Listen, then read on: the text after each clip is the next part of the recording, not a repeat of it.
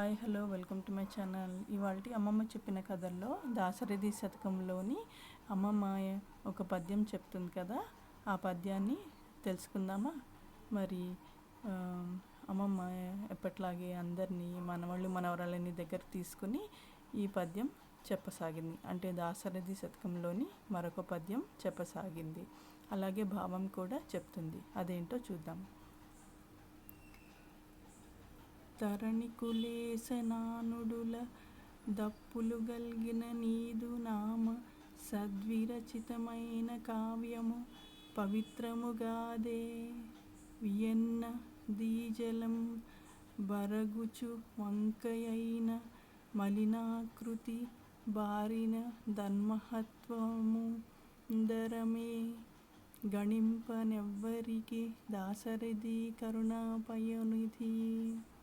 అనగా ఈ పద్యము అర్థం ఏంటంటే, మరి కంచర్ల గోపన్న, నా మాటలలో తప్పులు ఉన్నను అంటే నేను నిన్ను పొగుడుతూ ఉన్నప్పుడు నేనేమన్నా తప్పులు మాట్లాడినా, లేదా నీ పేరుతో వ్రాయబడు కావ్యము పవిత్రమైనదే.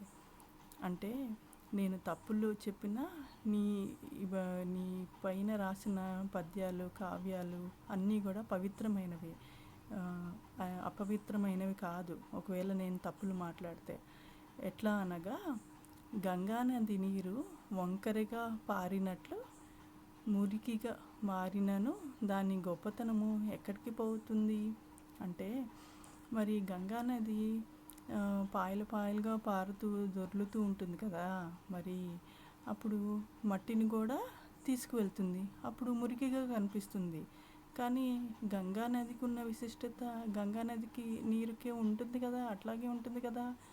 అట్లా ఎలాగైతే గంగానది విశిష్టత లేదా గంగానది నీరుకు ఉన్న విశిష్టత మురికిగా ఉన్నా కూడా అట్లా ఉంటుందో, నేను తప్పులు రాసిన లేకపోతే తప్పులు చెప్పిన